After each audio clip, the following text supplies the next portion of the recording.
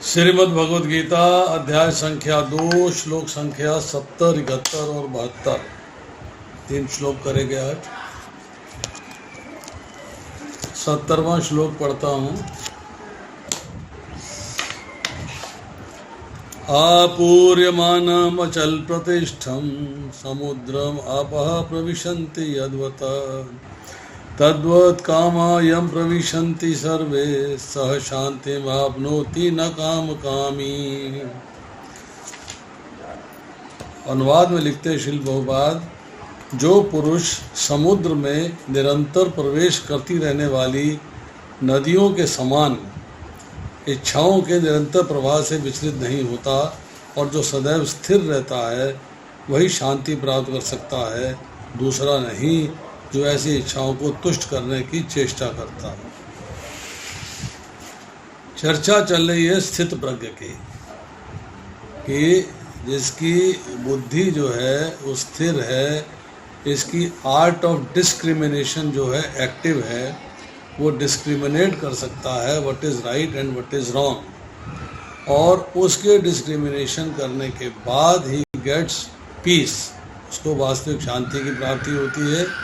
और जिसको शांति की प्राप्ति होती है वो भगवान के धाम जाने में सक्षम होता है।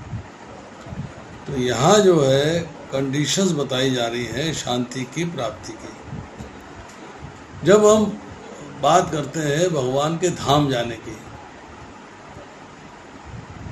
मतलब भगवान से हमारा संबंध स्थापित हो जाए, उसकी दो ऑप्शन है अपने पास।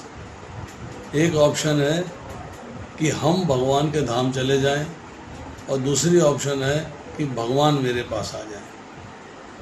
मीन्स इधर कृष्णा कम्स टू मी और आई गो टू कृष्णाज अबाउट, दोनों ऑप्शन हैं। अब मुझे फैसला करना है कि मुझे क्या चाहिए। मृत्यु हर एक को आनी है, तो मुझे सबसे पहले प्रथम कार्य है कि अगर इस जन्म के अंदर, इस प्रेजेंट लाइफ के अंदर भगवान मेरे पास आ भी जाते हैं तो मेरे को कामना क्या करनी है, हे कृष्ण मेरी मृत्यु के बाद मैं आपके धाम में जाऊं। अब उस धाम में जाने के लिए जो टर्म्स एंड कंडीशंस हैं उनको हमें फॉलो करना है, उनके रास्ते पे चलना है। अब हम जो है भगवान के धाम जाने के लिए प्रैक्टिस कर रहे हैं कृष्णा कॉन्शियसनेस की, कृष्ण भावनामृत की। जब हम कृष्ण भावनामृत की प्रैक्टिस करते हैं तो हम जो है साधक की स्थिति में हैं, साधक। और जब हम जो है एक्सपर्ट हो जाते हैं तो हम सिद्ध बन जाते हैं। साधक और सिद्ध में क्या अंतर है ये इन दो श्लोकों में बताया जा रहा है। और तीसरा श्लोक जो है 72वां, वो बता रहा है कि सिद्ध होने के बाद आपकी पोजीशन क्या होगी।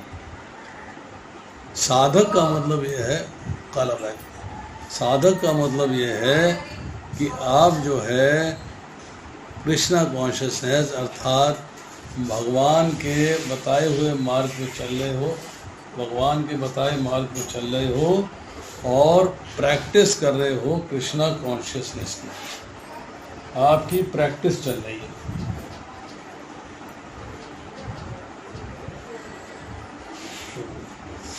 अब आपकी जो प्रैक्टिस चल रही है उसको आपने अपने जीवन के अंदर क्या क्या कार्य करने हैं कृष्णा कॉन्शियसनेस के अंदर, कि कम से कम आप साधक की स्थिति में तो आओ, साधक तो बनो। सिद्ध बनेंगे साधक बनने के बाद, पहले बनना है साधक। तो यहाँ जो है स्थित प्रज्ञ की डेफिनेशन में साधक बनने की स्थिति में भगवान क्या बता रहे हैं। भगवान ने बताया 69वें श्लोक में, जो सब जीवों के लिए रात्रि है वह आत्म संयमी के जागने का समय है, और जो समस्त जीवों के जागने का समय है वह आत्मनिरीक्षक मुनि के लिए रात्रि है। ये बात हमने जो है पिछली बार डिस्कस करी थी। जब इंद्रियां और मन वश में नहीं होते मतलब भगवान की तरफ से सोए हुए हैं, आत्म साक्षात्कार का ज्ञान नहीं है। मनुष्य जो है सेंस ग्रेटिफिकेशन को एंजॉय करता है। अब रात्रि और दिन की बात आ रही है। साधारण मनुष्य की रात, साधारण मनुष्य का दिन, कृष्णा कॉन्शियस अर्थात भक्त की रात और भक्त का दिन, इन चारों में डिफरेंस पता लग जाए तो हम आगे बढ़े। मनुष्यों की रात क्या है? मतलब अंधकार। रात्रि का मतलब है अंधकार। मनुष्य अंधकार में कब है? जब वो भगवान से विमुख है, भगवान के साथ उसने संबंध स्थापित करने का प्रयास नहीं किया। परंतु जो संयमी है, जो आत्म संयमी है, वो जागता है, अर्थात उसके लिए दिन है भगवान की सम्मुखता। वो भगवान को ठीक से जानता है, आत्म भगवान है, और भगवान की अपने संबंध को एंजॉय करता है, उनकी सेवा में लगा रहता है, उनका दासत्व स्वीकार नौ। प्रीति झा जी अपना ऑडियो ऑफ कर लीजिए, आपके आवाज बहुत आ रही है। अब जो मनुष्य है उसका जागना क्या है? उसका जागना है सांसारिक भोगों में लिप्त होना है, वो उसके लिए जागृति है। संयमी के लिए सांसारिक भोग रात्रि के समान है, उसमें लिप्त नहीं होता है। तो अब ये सांसारिक भोगों की जब चर्चा आई, जागने की चर्चा आई, रात्रि की चर्चा आई, तो इसके बाद भगवान जो है इसको और स्पेसिफाई करते हैं। क्या कह रहे हैं कि जो पुरुष समुद्र में निरंतर प्रवेश करते रहने वाली नदियों के समान इच्छाओं के निरंतर प्रवाह से विचलित नहीं होता है। एक ध्यान दीजिएगा, बाढ़ नदी में आती है, समुद्र में नहीं आती। समुद्र की लहरें उछलती हैं, बाढ़ नहीं आती। नदी में बाढ़ आती है, परंतु नदी का पानी जो है लगातार आप देखेंगे कि समुद्र की ओर ट्रेवल करता है, समुद्र में जाके गिरता है। परंतु समुद्र में जितनी मर्जी नदी का पानी आ जाए, बाढ़ आ जाए, कुछ भी आ जाए, समुद्र विचलित नहीं होता। तो इसी तरह कह रहे हैं कि मनुष्य के अंदर इच्छाएं आती हैं, इच्छाओं का निरंतर प्रवाह है, लगातार एक इच्छा दूसरी, तीसरी, चौथी, पांचवी, छठी, 10वीं, 1000वीं, 10 इच्छाएं लगातार आती हैं। पर जो साधक है, जो कृष्णा कॉन्शियसनेस में है, जो स्थित प्रज्ञ है, वो इच्छाओं के निरंतर इनपुट से, प्रवाह से विचलित नहीं होता है, हमेशा स्थिर रहता है। उसको भोग विलास जो है परेशान नहीं करते। दिखते हैं, अवेलेबल हैं, परंतु वह उनसे खिंचता नहीं है, उनमें लिप्त नहीं होता है। और भोग विलास मिलने से, लिप्त ना होने से उससे क्षुब्ध भी नहीं होता, डिस्टर्ब भी नहीं होता। वो परमात्मा के साथ आनंद की अनुभूति में तृप्त रहता है और शांति में जीवन बिताता है। अब जो व्यक्ति कामनाओं से कनेक्टेड है, कामनाओं से अट्रैक्टेड है, कामनाओं की पूर्ति में लगा रहता है, उसको शांति प्राप्त नहीं होती, उसकी बुद्धि स्थिर नहीं होती। यही कहा ना कि आपकी बुद्धि अगर व्यवसात्मिक नहीं है, मतलब आपको अपने लक्ष्य का पता नहीं है और अपने लक्ष्य पे दृढ़ नहीं है, तो आपकी बुद्धि जो है अनेक शाखाओं में विभक्त रहती है, अनेक शाखाओं में। यही बात कही जा रही है। भगवान कहते हैं व्यवसाय आत्मिका बुद्धि के करुनंदना बहुशाखा अनंतश्च बुद्धय अव्यवसायिना। जो इस मार्ग पर चलते हैं, अपने प्रयोजन में दृढ़ रहते हैं, उनका लक्ष्य भी एक होता है। हे कुरुनंदन, जो दृढ़ प्रतिज्ञ नहीं है, उनकी बुद्धि अनेक शाखाओं में विभक्त रहती है। अगर आप इंद्र तृप्ति की इच्छा की पूर्ति करना चाहते हैं तो आपको इच्छाएं आती रहेंगी आती रहेंगी आती रहेंगी। बट यहाँ पे श्लोक में स्पेसिफिक एक बात कही जा रही है कि जो व्यक्ति इच्छाओं को तुष्ट करने का प्रयास नहीं करता वो शांति प्राप्त कर सकता है। मतलब इच्छाएं आ रही हैं, आप इच्छाओं की पूर्ति नहीं करें, वो शांति प्राप्त कर सकता है। He can attain peace. अब इसके तात्पर्य में श्री प्रभुपाद लिखते हैं, यद्यपि विशाल सागर में सदैव जल रहता है किंतु विशेष रूप में वर्षा ऋतु में अधिकाधिक जल से भरता जाता है तो भी सागर उतना ही स्थिर रहता है, ना तो वह विक्षुब्ध होता है ना ही तट की सीमा का उल्लंघन करता है। यही स्थिति कृष्ण भावनामृत व्यक्ति की है। जब तक मनुष्य शरीर है तब तक इंद्र तृप्ति के लिए शरीर की मांगें बनी रहेंगी। Desires will come for sense gratification. किंतु भक्त अपनी पूर्णता के कारण ऐसी इच्छाओं से विचलित नहीं होता। कोई साधक है, प्रैक्टिस कर रहा है कृष्णा कॉन्शियसनेस की, तो ऐसी इच्छाओं से विचलित नहीं होता। कृष्ण भावना भावित व्यक्ति को किसी वस्तु की आवश्यकता नहीं होती क्योंकि भगवान उसकी सारी आवश्यकताएं पूरी करते रहते हैं। अतः वह सागर के तुल्य होता है, अपने आप में सदैव पूर्ण। इच्छाएं आती हैं परंतु जो इच्छाएं भगवान की सेवा से कनेक्टेड होती हैं उनको पूरी करने का प्रयास करता है, और जो इच्छाएं इंद्र तृप्ति से कनेक्टेड होती हैं उनको रिजेक्ट कर देता है।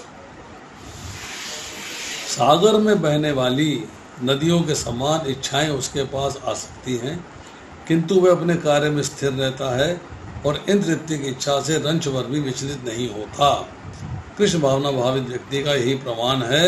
इच्छाओं के होते हुए भी वह कभी इंद्र तृप्ति के लिए उन्मुख नहीं होता है। Desires do come but he is not interested in sense gratification. चूंकि वह भगवान की दिव्य प्रेमा भक्ति में तुष्ट रहता है, सेटिस्फाइड है भगवान की प्रेमा भक्ति में, अतः वह समुद्र की भांति स्थिर रहकर पूर्ण शांति का आनंद उठा सकता है।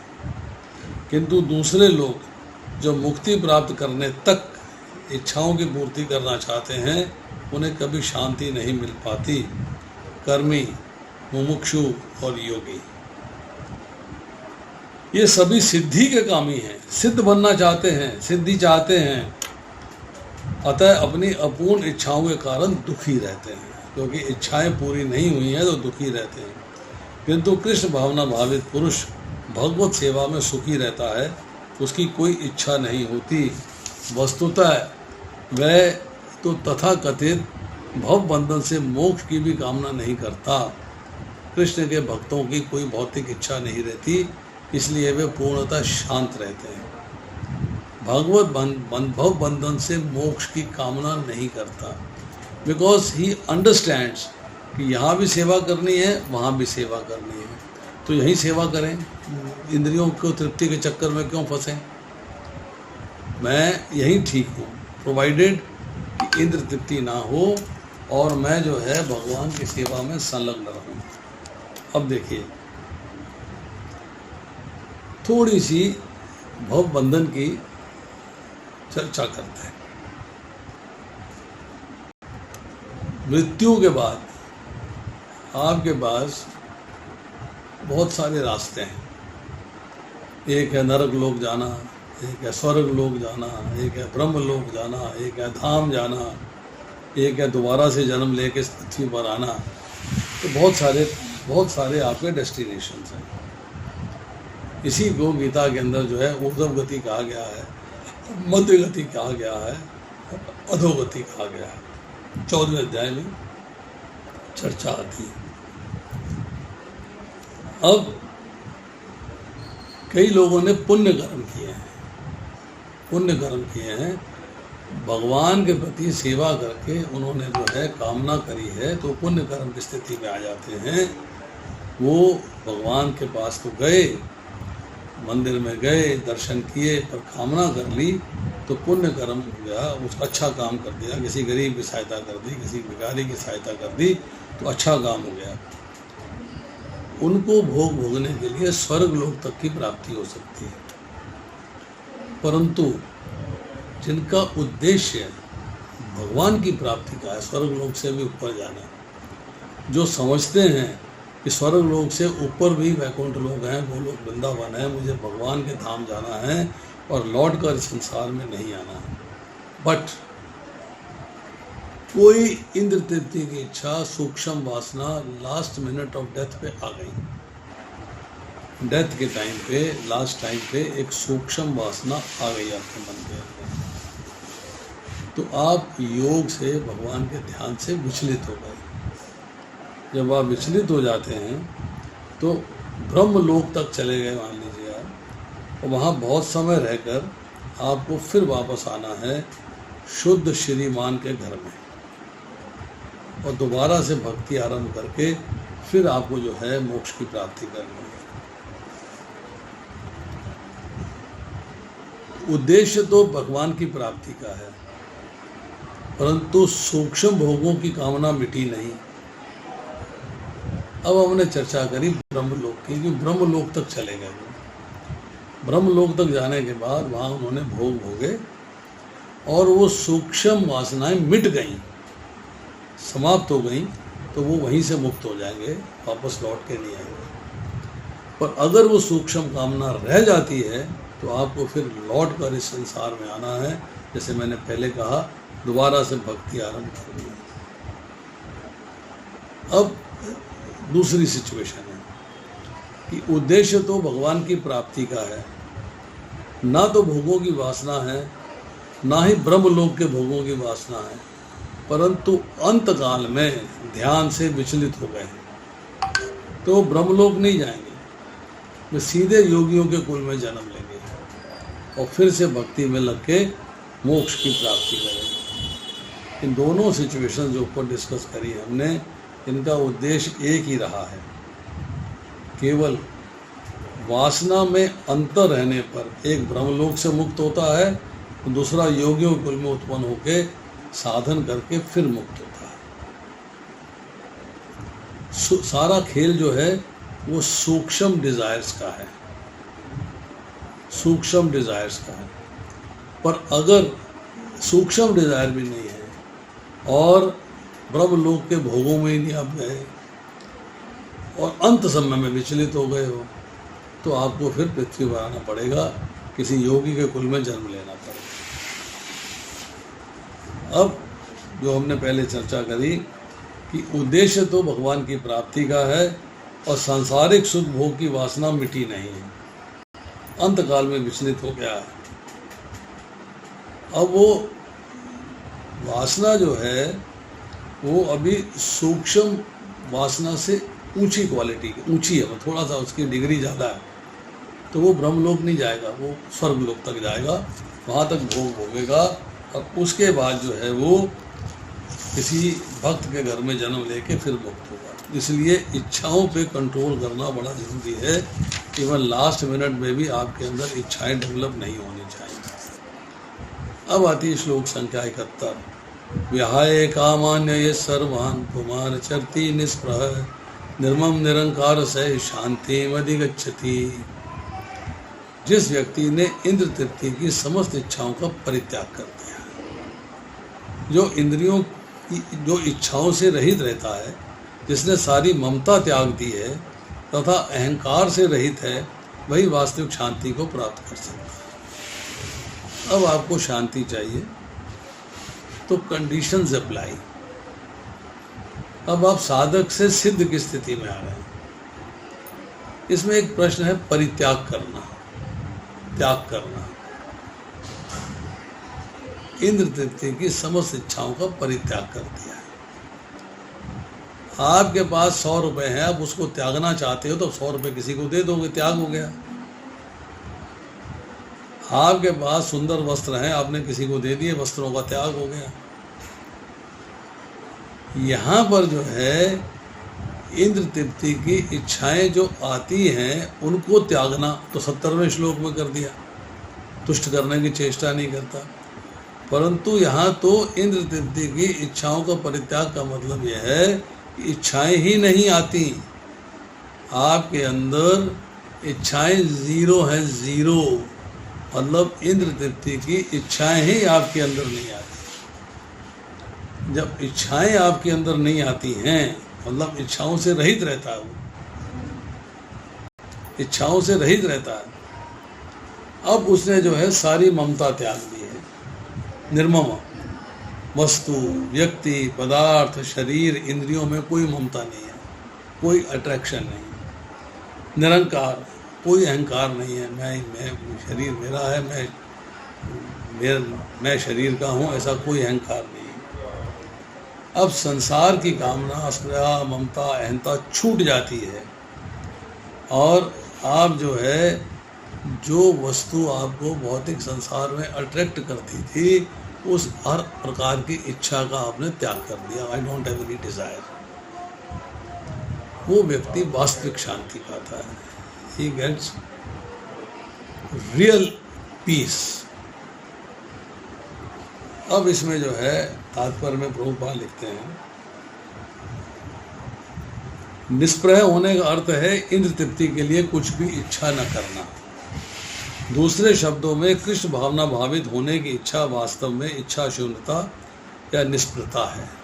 इच्छा शून्यता मतलब इच्छाएं ज़ीरो हो जाए, आप सिद्ध बन जाओ।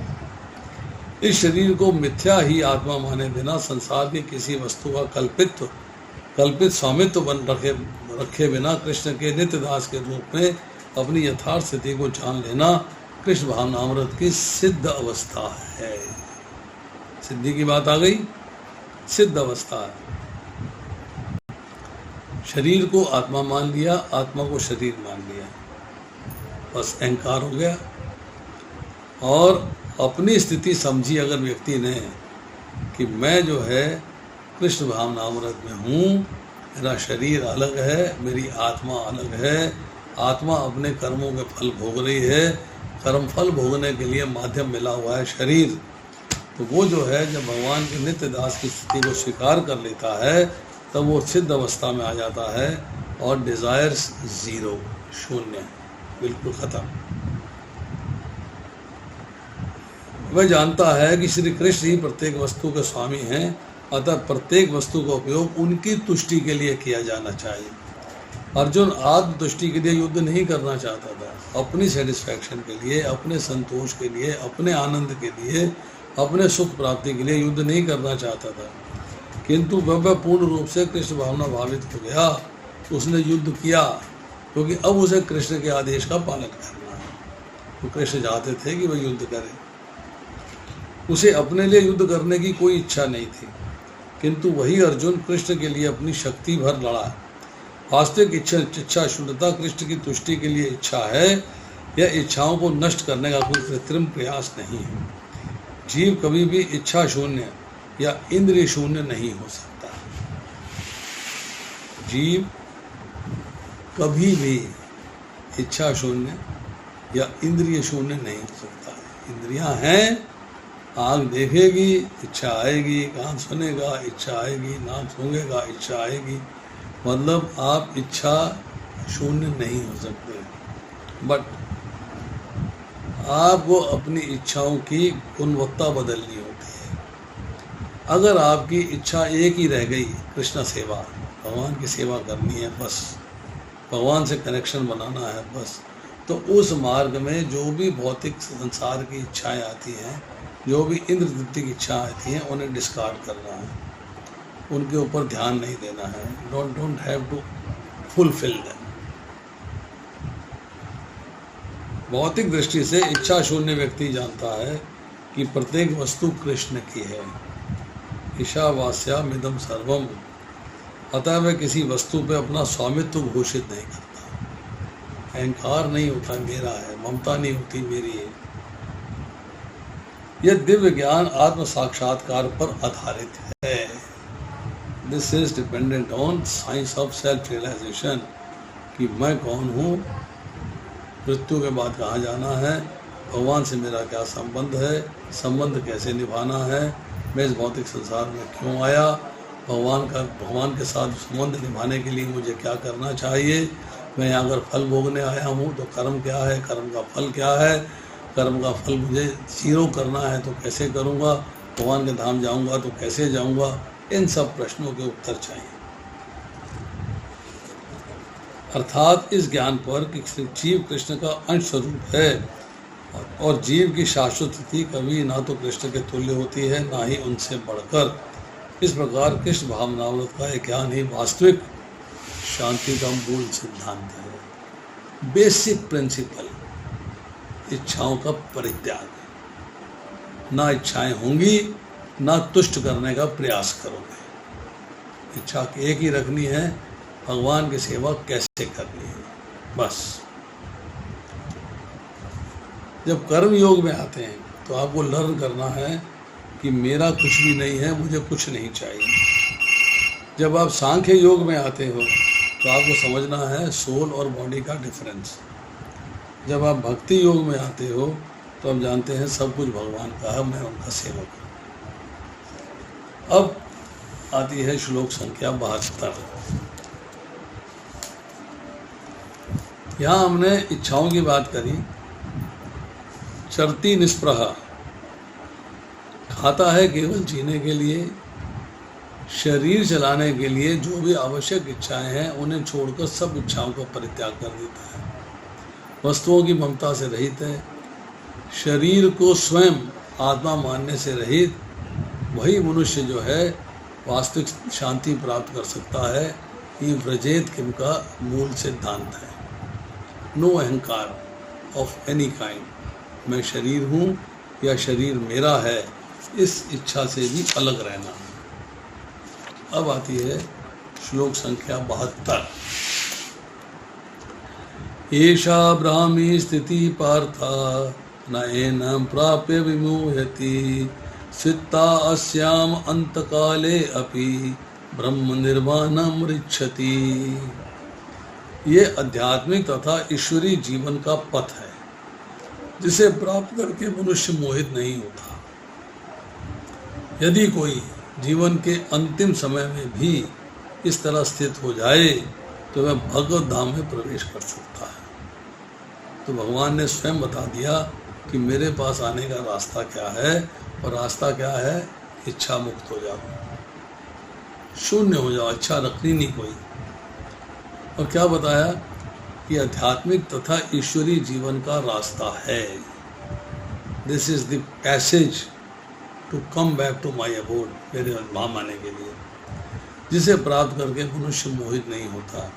अगर आपको इस रास्ते का पता लग जाता है, इच्छाओं का परित्याग हो जाता है, तब आपको कंफ्यूज नहीं होना है, इल्यूजन में नहीं आना है, भ्रम में नहीं आना है। अब फाइनली कहते हैं at the last leg of your life, हम कह रहे थे कि मृत्यु के समय में विचलित हो जाता है भगवान के ध्यान से। यहाँ कहते हैं कि यदि जीवन के अंतिम समय में ही इस तरह स्थित हो जाए, अर्थात बुद्धि स्थिर हो जाए, भगवान में स्थित हो जाए, इच्छा शून्य हो जाए, तो वह भगवत धाम में प्रवेश कर सकता है। He can enter the abode. अब देखिए, ये सेल्फ रियलाइजेशन का प्लेटफॉर्म है।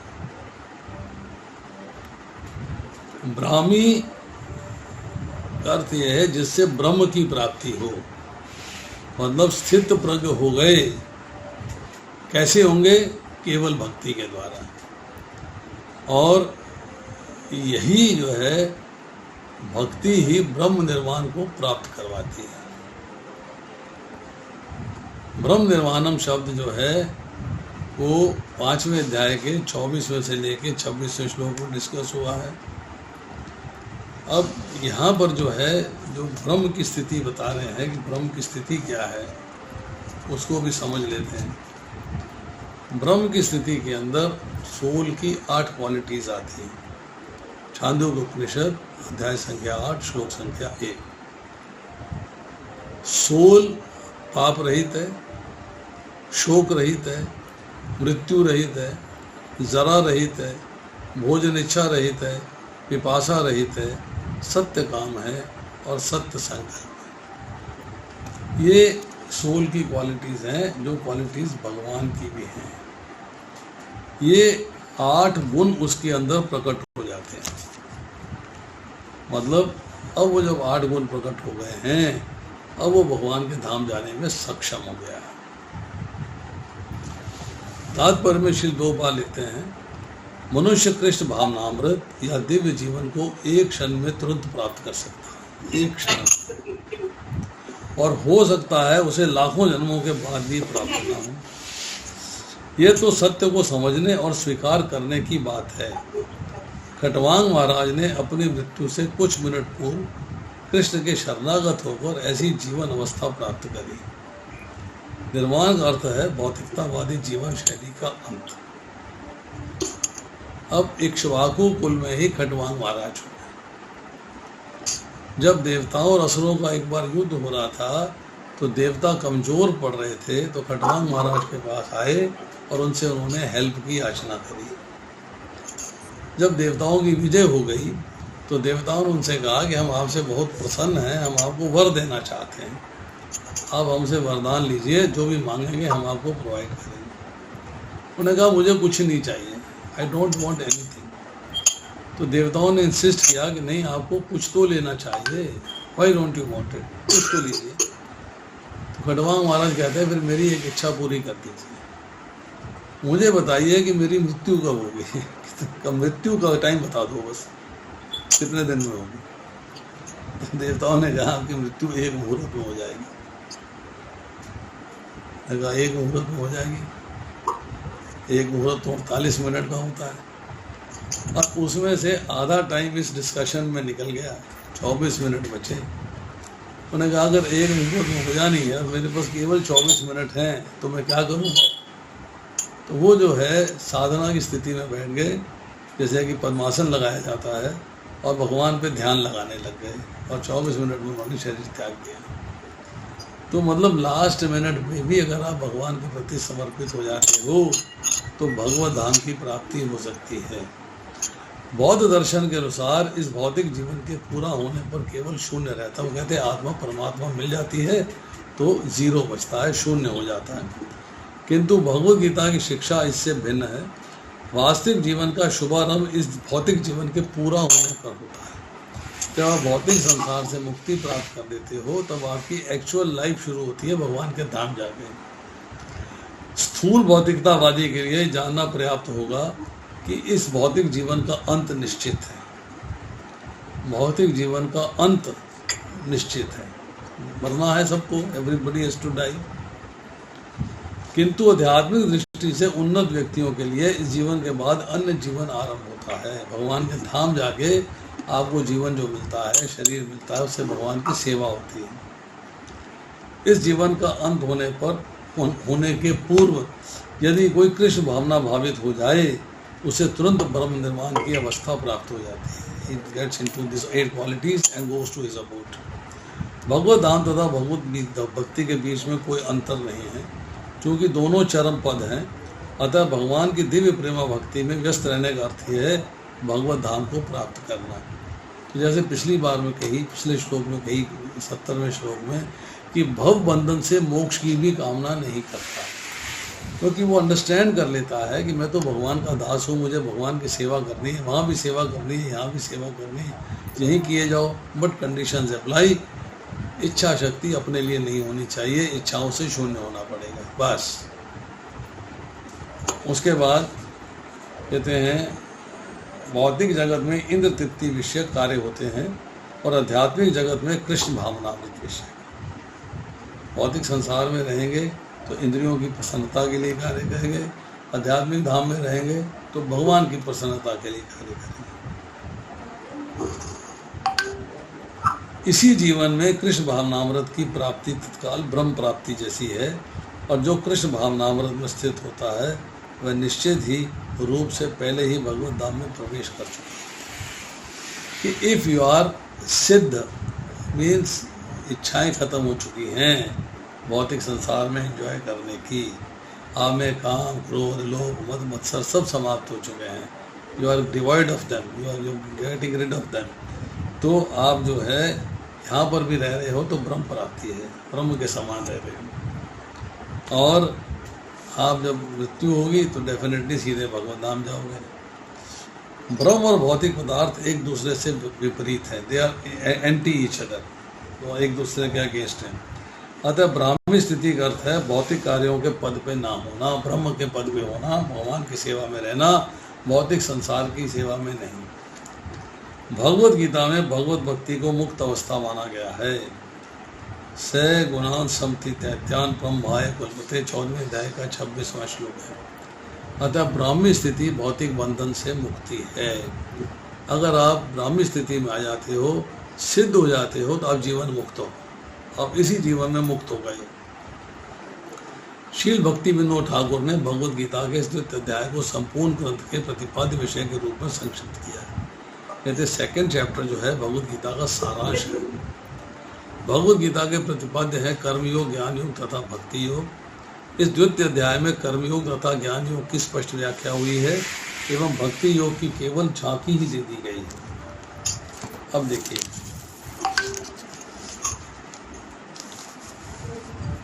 अर्जुन को दो प्रकार का मोह प्राप्त हुआ। एक है अहंता ममता युक्त। अहंता मीन्स हम दोषों को जानने वाले हैं, धर्मात्मा हैं, और ममता मीन्स कि कुटुंबी मर जाएंगे, ये बात आ गई। दूसरा है कामना युक्त मोह, कि हमें पाप ना लगे, ये कामना हो गई। कुल का दोष ना लगे, ये कामना हो गई। मित्र द्रोह का पाप ना लगे, ये कामना हो गई। नरकों में ना जाना पड़े, पालना हो गई। पितरों का पतन ना हो, ये कामना हो गई। गुरुजनों की हत्या का दोष ना लगो, ये कामना हो गई। मतलब इल्यूशन आ रहा है, या तो अहंता ममता युक्त है कि हम दोषों को जानने वाले हैं, हम धर्मात्मा हैं, हमें कुटुंबी जन मारे जाएंगे, तो ममता हो रही है। और दूसरी है कामना, हमारी कामनाएं हैं, पाप ना लगे, कुल का दोष ना लगे, मित्रद्रोह का पाप ना लगे, नरकों में ना जाना पड़े, पितरों का पालन ना हो, पतन ना हो, और गुरुजनों की हत्या का दोष ना लगे। अब मोह को दूर करने के लिए विवेक, विवेक means intelligence, art of discrimination क्या है। सबसे पहले जानना है आत्मा और शरीर का भेद, जो दूसरे अध्याय के 11वें से लेकर 30वें श्लोक में बताया जा रहा है। फिर बताया है आपको क्या कर्तव्य करना चाहिए, क्या अकर्तव्य है, इसकी चर्चा आ रही है दूसरे अध्याय के 31 से लेकर 53वें श्लोक तक।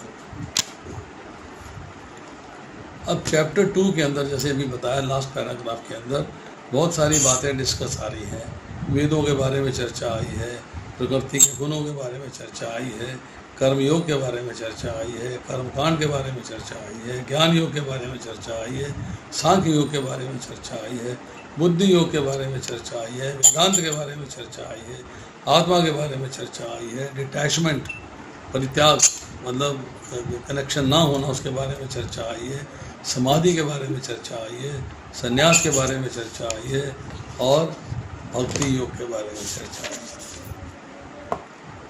पूरी भगवद गीता का सारांश है। अगर आप समझो तो इसे गीता सूत्र भी कहा जाता है। पूरी गीता का सूत्र है ये। ममता आत्मा शरीर का भेद दूसरे अध्याय के 11वें से 30वें श्लोक तक। क्षत्रिय का धर्म दूसरे अध्याय के 31 से 38वें श्लोक तक। निष्काम कर्म योग अर्थात बुद्धि योग दूसरे अध्याय के 39 से लेकर 53वें श्लोक तक। वेदों का कर्मकांड दूसरे अध्याय के 42 से 44वें श्लोक तक। प्रकृति के गुण दूसरे अध्याय के 45वें श्लोक तक। कर्मयोग दूसरे अध्याय के 47 से 52वें श्लोक तक। समाधि दूसरे अध्याय के 53वें श्लोक तक। स्थित प्रज्ञ दूसरे अध्याय के 54 से 72वें श्लोक तक। और भक्ति योग दूसरे अध्याय के 70 से 72वें श्लोक तक। डिटैचमेंट दूसरे अध्याय के 56 से लेकर 67 तक के श्लोक में। तो पूरी भगवद गीता का सार है chapter 2।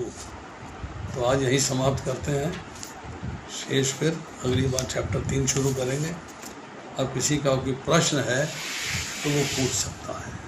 Most welcome to ask questions. पूछिए माताजी।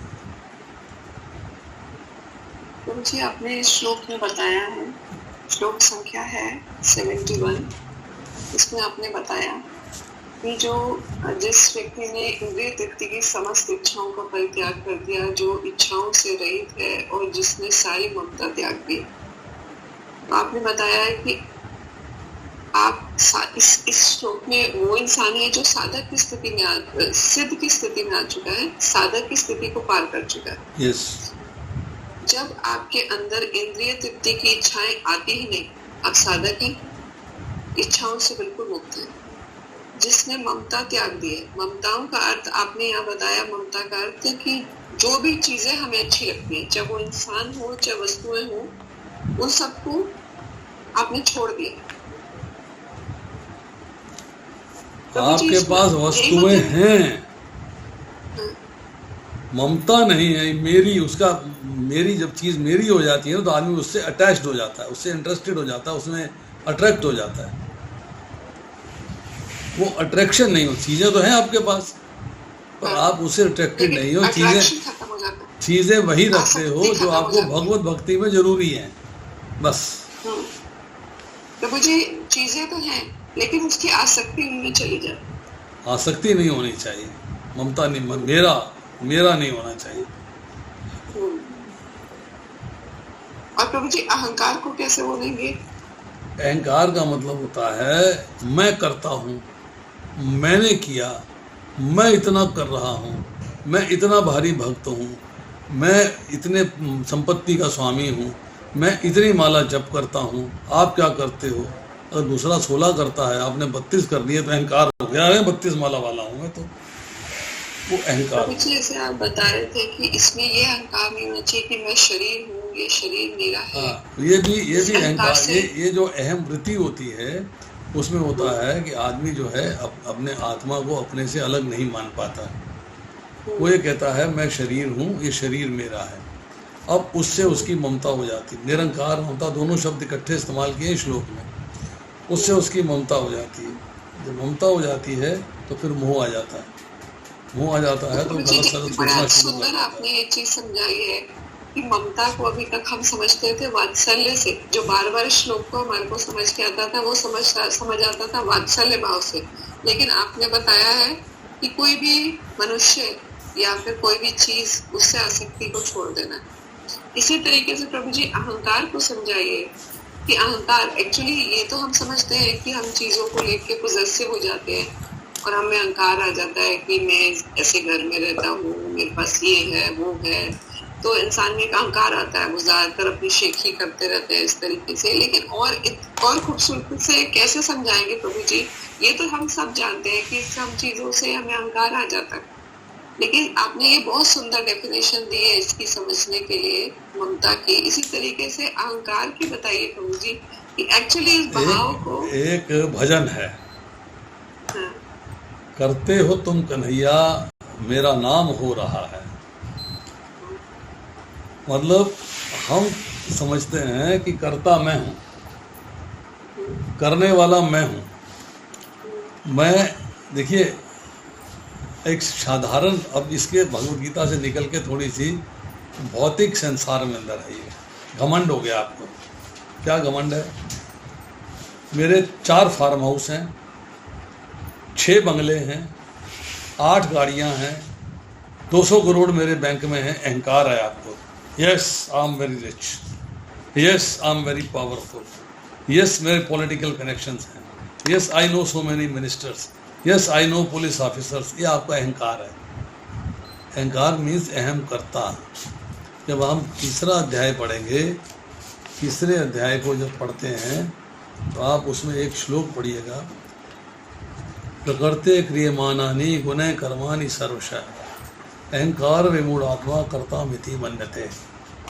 जीवात्मा अहंकार के प्रभाव से मोहग्रस्त होकर अपने आप को समस्त कार्यों का कर्ता मान बैठता है, किंतु वास्तव में प्रकृति के 3 गुणों द्वारा किए जाते हैं। मीन्स मैं करता हूँ, मैंने ये किया, ये आपका अहंकार है। और ये कब आता है?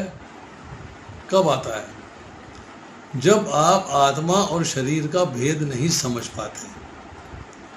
आपको समझना पड़ेगा कि भाई आत्मा जो है वो इच्छा करती है और इच्छा को पूरा करने के लिए भगवान ने शरीर नामक औजार आपको दे दिया है, जिसके रास्ते से आत्मा की इच्छाओं की पूर्ति होती है। तो शरीर मेरा है और मैं शरीर का हूँ। आप शरीर और आत्मा में भेद नहीं कर पाए, आपने दोनों को एक यूनिट मान लिया।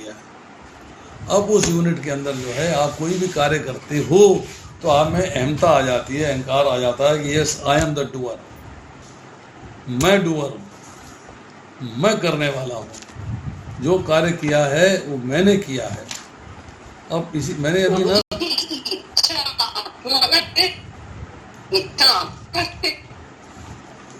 मैंने अभी जो है पिछले हफ्ते वृंदावन जाने से पहले आपको 18वें अध्याय का लिंक पोस्ट किया था। उसमें आप जो है 16वां श्लोक मैंने लेक्चर दिया हुआ है, 14वें श्लोक का भी लेक्चर दिया हुआ है और 18वें श्लोक का भी लेक्चर दिया हुआ है। 16वें श्लोक में लिखते हैं, अतएव जो इन 5 कारणों को न मानकर अपने आप को एकमात्र कर्ता मानता है, कर्ता मैं मानता हूँ स्वयं को, आई एम द डूअर, वह निश्चय ही बुद्धिमान नहीं होता, वस्तुओं को सही रूप में नहीं देख सकता। अहंकार जब आया हुआ है तब आप किसी को अपने सामने कुछ समझते नहीं, you can't see the things in proper way. और उसके बाद मैंने 18वें श्लोक में लेक्चर दिया था, ज्ञान ज्ञेय तथा ज्ञाता ये तीनों कर्म करने की प्रेरणा देने वाले कारण हैं। इंद्रियां, कर्म तथा कर्ता तीनों कर्म के संगठक हैं। ये इसको जब आप सुनेंगे तो आपको अहंकार के बारे में और क्लैरिफिकेशन हो जाएगी। तो अहंकार का अर्थ क्या हुआ यहाँ पर कि आई एम द डूअर, मैं करने वाला, और आपने उस करने वाले का जो सिस्टम है उसमें अपने आप को इन्वॉल्व कर लिया है और आपने दूसरों के ऊपर अधिकार जमाना शुरू कर दिया, रोम मारना शुरू कर दिया। और अहंकार कहते बड़ा घमंडी आदमी है, बड़ा रईस मानता अपने आप को, बड़ा पावरफुल मानता अपने आप को। क्या है, ब्रिगेडियर हो गया तो क्या हो गया, कर्नल हो गया तो क्या हो गया, अरे पोस्ट तो सरकार ने दी है, तुम क्या कर रहे हो। उसको अहंकार है कि हम ब्रिगेडियर, अहंकार है हम मेजर जनरल, अहंकार है लेफ्टिनेंट जनरल, उसको अहंकार है अपनी पोजीशन का, अपने पद का, अपनी प्रतिष्ठा का, अपनी स्टेटस का, पर वो तो तुम्हें सरकार दे रही भाई, तुम्हारा थोड़ा वो। तो निरंकार का मतलब, अहंकार का मतलब होता है कि आपके मन की वृत्ति है, आपके फीलिंग है ये कि आई एम द डूअर, मैं डूअर हूँ, मैं करने वाला हूँ। तो इसमें जो है जब आप कार्य करते हो, पैसा कमाते हो, मकान लेते हो, बेंगलोर लेते हो, तो आप 10 जगह कहते हो अरे मैंने किया, अरे मैंने अरेंज कर लिया, मैंने ये कर दिया, मैंने वो कर दिया। तो वो अहंकार आपका जो है बोलता है। तो आपके अंदर किसी भक्ति का अहंकार है, मैं 32 माला का, मैं 64 माला करता हूँ, ये भी तो अहंकार है। अरे भगवान की सेवा कर रहे हो, 64 कर ली तो भी कोई प्रॉब्लम नहीं, 32 कर ली तो भी कोई प्रॉब्लम नहीं, 16 कर ली तो भी कोई प्रॉब्लम नहीं। तो इसलिए चिंता कायम करनी, अहंकार क्यों करना। तो अहंकार से मुक्त होना चाहिए।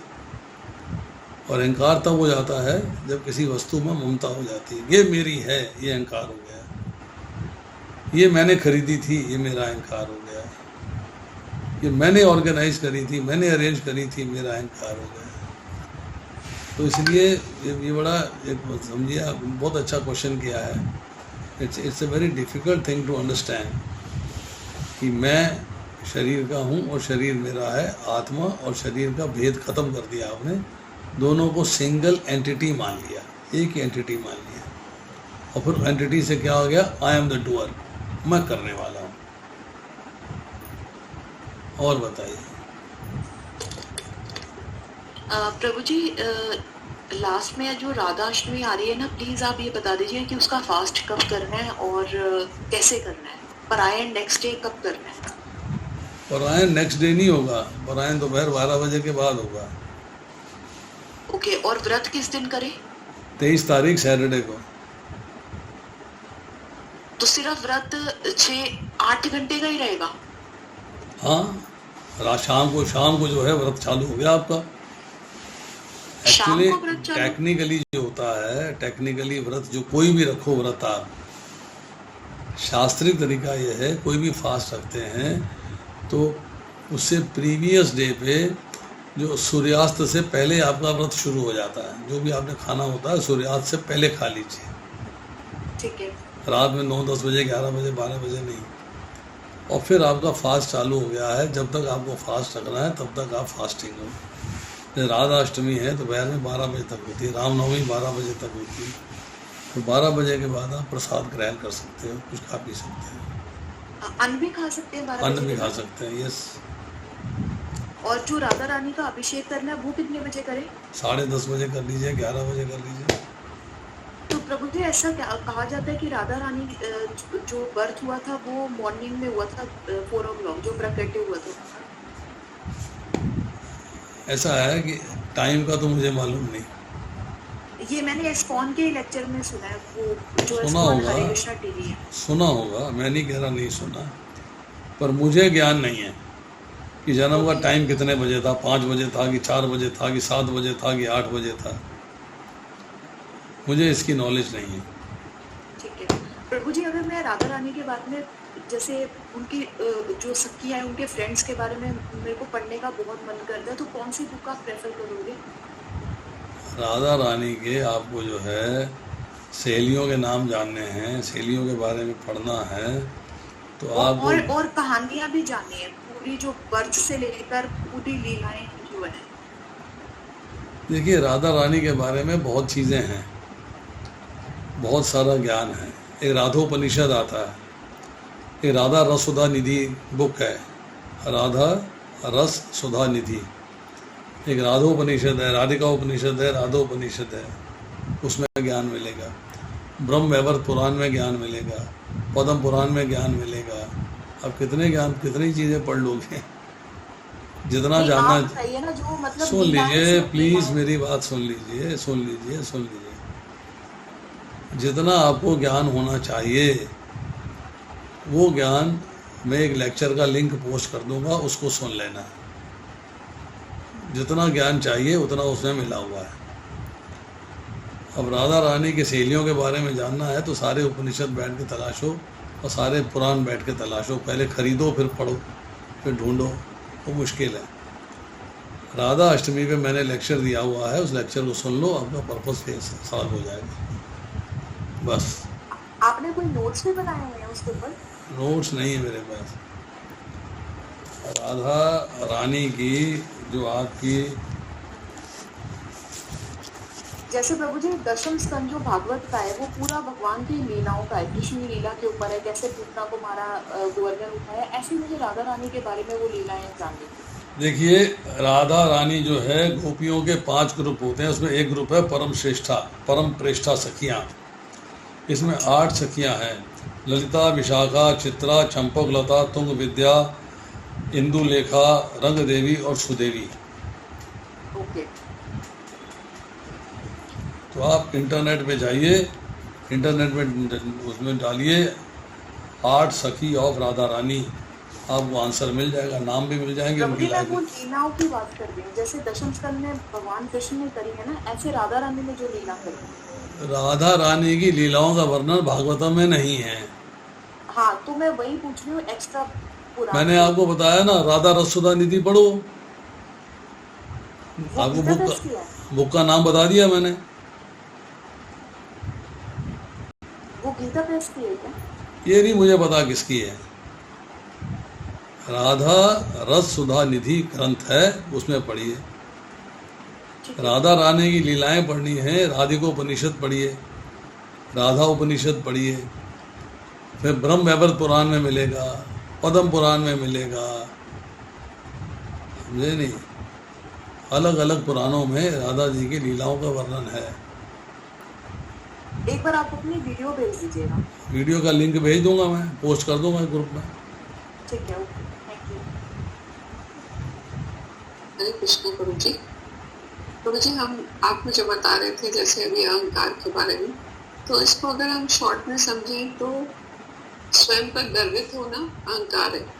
सिंपल बात है, घमंड है। स्वयं को, है ना, स्वयं को स्वामी समझना, स्वयं पर गर्वित होना अहंकार। हाँ, स्वयं को गर्वित होना, स्वामी समझना, घमंड आना, ये अहंकार है।